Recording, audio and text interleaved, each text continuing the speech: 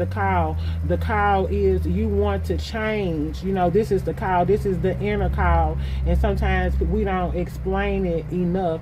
The inner call is when you start noticing things are off, when you start noticing that this particular behavior leads to other toxic behaviors, or being around toxic groups. You're not making any advancement in your life. You're not making any advancement in the things that you seek to overcome, you know. And so you say, oh, something must not be right here. You know, you really go into hermit mode. Hermit mode is you get to yourself, you know, by yourself, and you start to do an inventory. You start to look at every particular aspect of that particular problem. Yeah, look, yeah.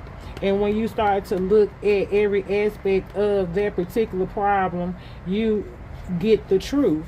The sword of truth. The ace of swords represents the sword of truth, and you see this crown on the sword of truth, meaning that this is in the growth. You know, all sorts of things grow. It's green, it's fertile. You know, you're able to receive because you don't have any blockages. You know, this is talking about your mind.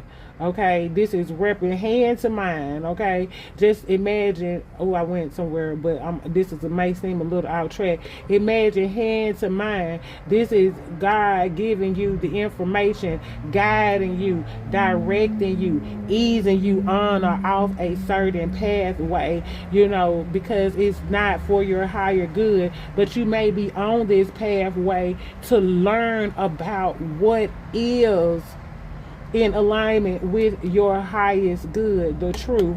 You know, this is where we have breakthroughs. You know, the breakthrough in that situation would be that now you chose to go in a different direction because you seen the inner light. You have an understanding of why these things are happening. You have an understanding why you are in the situation, and you have the knowledge to improve your situation by following an aligned or directed path. And the directed path is, I choose not to be addicted today. The directed path is, I choose not to go beyond my boundaries today.